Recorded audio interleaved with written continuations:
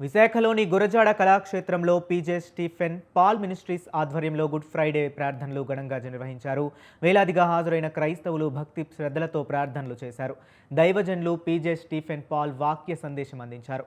ఇక సమస్త మానవాళి పాప పరిహార నిమిత్తం క్రీస్తు ప్రాణత్యాగం చేశారని, యేసుక్రీస్తు పవిత్ర రక్తమే మానవుల రక్షణకు, పాప పరిహారానికి మార్గమని సిస్టర్ శైలా పాల్ అన్నారు.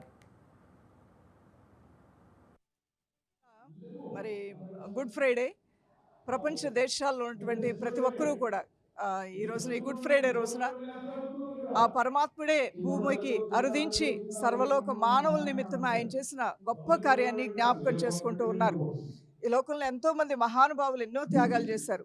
వారు త్యాగం చేసిన ఆ రోజులు మనం జ్ఞాపకం చేసుకుంటూ ఉంటాం. వారి త్యాగంలోంచి మనకి చాలా మేలు జరిగింది. అలానే దేవుడే నరరూపధారిగా వచ్చి ఆయన ప్రాణాన్నే పెట్టడం ద్వారా మరి భూత భవిష్యత్తు వర్తమాన కాలముల్లో ఆ తర్వాత కాలంలో మనిషి మరణించిన తర్వాత జరిగేటువంటి ఆ యొక్క మార్గము పరలోక మార్గంలోకి వెళ్ళే ఆ గొప్ప ఫలాన్ని కూడా మానవుడు పొందుకోవడానికి ఆ దేవుని యొక్క త్యాగము ఎంతో మేలుకరంగా ఆశీర్వాదకరంగా సర్వలోక మానవులకి కూడా ఉన్నట్లుగా మరి అందరూ కూడా గ్రహించుకోవాలి. ఆయన వెలుగై ఉన్నాడు, ఆ వెలుగు మనకి ఇవ్వడానికి వచ్చినాడు. ఆయన ప్రేమై ఉన్నాడు, ఆయన ప్రేమను ఇవ్వడానికి వచ్చాడు.